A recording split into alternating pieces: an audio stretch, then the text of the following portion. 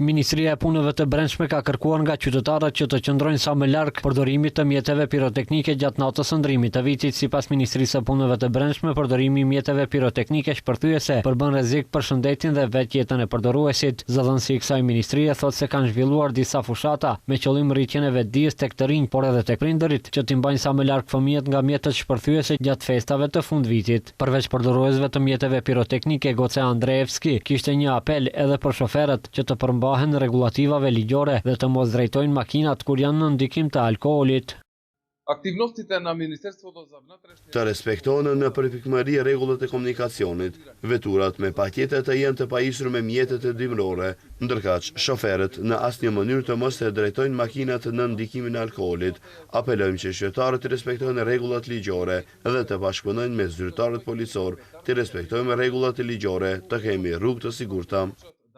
Ndërkaq drejtoria e doganave të Maqedonisë ka njoftuar se në pikën kufitare në Bllac janë sekuestruar mbi 40.000 copë fishek zjarre dhe mjete të tjera piroteknike. Nga drejtoria gjithashtu njoftojnë se kundrejt personit të cilit janë sekuestruar mjetet shpërthyese, i cili me prejardhje është nga Gostivari, është ngritur kallëzim penal për posedim, ndërmjetësim dhe tregti të paautorizuar të armëve dhe materialeve eksplozive.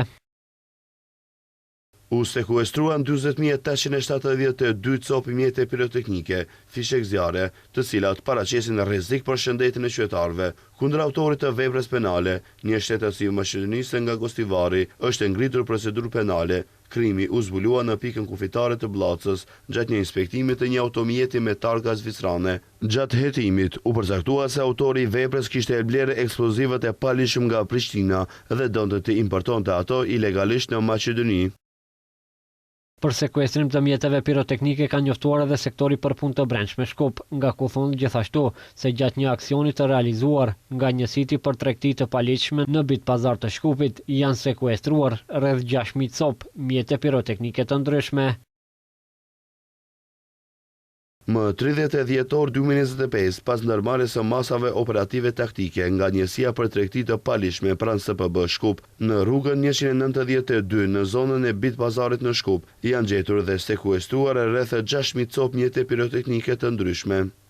Ministria e Punëve të Brendshme që nga fillimi i muajit ka zhvilluar në vazhdimsi aksione dhe ka kapur sasi të konsiderueshme të mjeteve piroteknike në qytete të ndryshme të vendit, ndërsa kontrabanduesit e këtyre mjeteve janë dalur në stacione policore.